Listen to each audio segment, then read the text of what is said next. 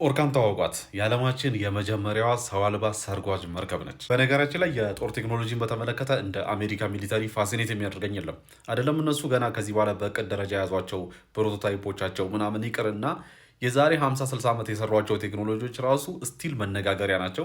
ስቲል አሁን እጃቸው ላይ ያሉ ቴክኖሎጂዎች ራሱ ገና አውርተን ራሱ አልጨረስንም። ከዚህ በኋላም በስፋት በተለይ ዩቲዩብ ላይ የአሜሪካን የጦር ቴክኖሎጂ በተመለከተ ቪዲዮዎች ለመስራት እያሰብኩ ነው። እንግዲህ እስካሁን ድረስ እንደምናውቀው ሰው አልባ የሆኑ የሚበሩ ድሮኖች አሉ፣ ሰው አልባ መሬት ላይ የሚንቀሳቀሱ አሉ፣ ሰው አልባ ጀልባዎችም አሉ። ባለፈው ኢቨን የአሜሪካ ሚሊተሪም የተለያዩ ሚሽኖችን ሲሰራባቸው ነበረ በኤአይ የሚታገዙ በተለይም ደግሞ እነዚህ ተመተው የወደቁ ምናምን ወታደሮችን ከኋላ አንስተው ሲያመጡ ምናምን ቪዲዮም ሰርች የላቸዋለሁ።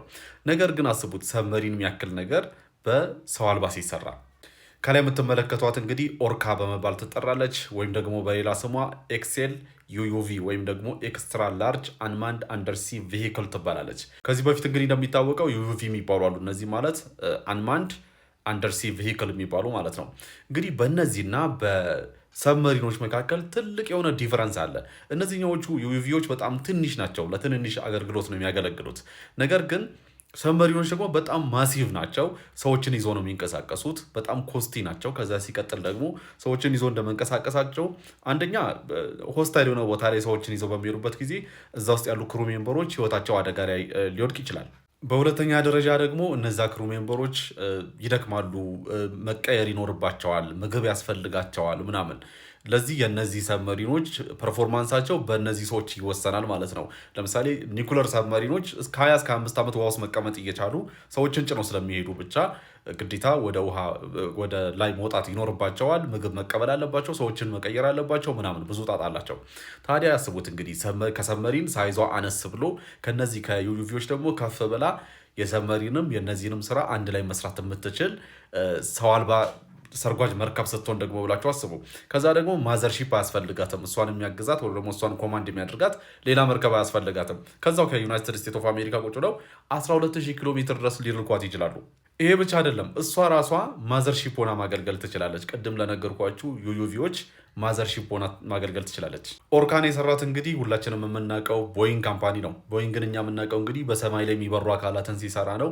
አሁን ደግሞ በውሃ ስር የሚሄዱ እንደዚህ አይነት አስደናቂ ቴክኖሎጂዎችን ይዞ ብቅ ብሏል ማለት ነው።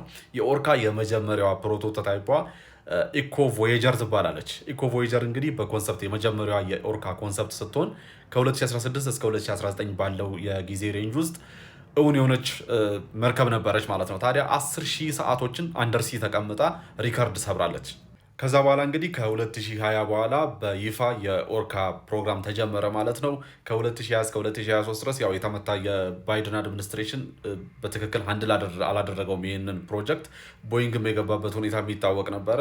ከዛ በኋላ ከ2023 በኋላ በተለይም ደግሞ ከ2024 ጀምሮ እስካሁን ድረስ እቺን ፕሮቶታይፓን እውን ለማድረግ ለምን ኔቪው በ2023 ዓ.ም አጽድቆ ነበረ። በቃ ትሆንኛለች፣ ትጠቅመኛለች ብሎ ቴስት አድርጎ ጨርሶ ነበር እና ነገር ግን በመሀል ዲሌይ ተደርጎ ነበረ። አሁን ላይ እንግዲህ በትክክል ያለፈው ሳምንት የመጀመሪያ ቴስቷን ሙሉ ጨርሳ ለሚሽን ሬዲ ናት ተብሏል። ታዲያ ኦርካን በተመለከተ አንዳንድ ስፔኮቿን ልንገራችሁ። የመጀመሪያው ስፋቷ 15.5 ሜትር የምትሰፋ ሲሆን አጠቃላይ 26 ሜትር ደግሞ ትረዝማለች። ያ ማለት ከሰብመሪኖች በሳይዝ አነስ ትላለች። ነገር ግን ካፓቢሊቲዋ ቀላል እንዳይመስላችሁ። ሬንጇን ያየን እንደሆነ ደግሞ 12000 ኪሎ ሜትሮችን ማካለል ትችላለች። እንደገና ሃይብሪድ የኤሌክትሪክና የዲዝል ኢንጂን ነው የምትጠቀመው። በዋናነት እንግዲህ የሊቲየም አየን ባትሪ ተገጥሞላታል። በዋናነት በዛ ነው የምትሄደው። ሰርፌስ ላይ ስትሆን ዲዝል ኢንጂኑን ትጠቀምና ሪቻርጅ ታደርገዋለች ባትሪውን። ውሃው ስትገባ ግን ዲዝሉን ታጠፋውና በባትሪው ትሰራለች ማለት ነው። ይሄ ማለት እቺ መርከብ ቶታሊ ሳይለንት ነው። የክሩዝ ስፒዷን ደግሞ ካየን አጠቃላይ ከ2.5 እስከ 3 ኖትረስ ትሄዳለች። በተለይም ደግሞ ኦፐሬሽን ላይ ስትሆን ማለት ነው። ነገር ግን ቶፕ ስፒዷ እስከ 8 ኖትረስ 8 ማለት በአጠቃላይ ወደ 14 ኪሎ ሜትር ፐር ሃወር በላይ ትሄዳለች ማለት ነው። ታዲያ ይህንን ቀላል አድርጋችሁ እንዳታሰቡ። ምክንያቱም ሰብመሪ ነች። ውሃ ውስጥ የሚሄድ አካል በዚህ ደረጃ ስፒድ ካለው እንደፈጣን ነው ሊታሰብ የሚችለው። ጥሩ ስፒድ አላት ማለት ነው። ሌላው እንግዲህ ዋናው የመሸከም አቅሟ ነው። ማለትም ፔሎዷ ምን ያህል ነው ያለን እንደሆነ 8 ቶን ድረስ መሸከም ትችላለች። በአጠቃላይ እንግዲህ ወደ 34 ጫማ የሚደርስ ክፍት ቦታ አላት። ማለትም የተለያዩ ማቴሪያሎችን የምትሸከምበት። ከነዚህ መካከል ሲማይኖች ይገኙበታል። ማለትም ባህር ውስጥ የሚቀበሩ ፈንጆችን መሸከም ትችላለች። ከዚህ በተጨማሪ ደግሞ ሶናር ስዊትስ የሚባሉ እነዚህ ማለት የውሃ ስር ራዳር ማለት ነው። እነዚህን በየቦታው ደሊቨር ለማድረግ ለማስቀመጥ እነዚህን ቴክኖሎጂዎች የምትወስድበት ቦታ አላት። ሶናር ስዊት ማለት ለምሳሌ አንድ የጠላት መርከብ ለምሳሌ ይሄ ሶናር ስዊት የተቀመጠበት ቦታ ላይ የሚያልፍ የትኛውን መርከብ በየትኛው ሎኬሽን እየሄደ እንዳለ፣ የት አካባቢ እንዳለ፣ ስፒዱን ኤቭሪቲንግ ስለዛ እንትን ዲቴይል የሚያገኙበት የውሃ ውስጥ ራዳር ነው። ይህንን ቴክኖሎጂ ደሊቨር ማድረግ ትችላለች ማለት ነው ውሃ ውስጥ ብቻ አይደለም። ቅድም የነገርኳችሁ ዩዩቪ የሚባሉት ወይም ደግሞ አንማንድ አንደርሲ ቬሂክል የሚባሉትን አነስተኛ ከሆኑ 48 ተሸክማ መሄድ ትችላለች። ሳይዛቸው መካከለኛ የሚባሉትን ደግሞ 9 መሸከም ትችላለች። ታዲያ ይህን እነዚህን ተሸክማ ስትሄድ ምን ትሆናለች ማለት ነው? ቴክኒካሊ ማዘርሺፕ መሆን ትችላለች ማለት ነው።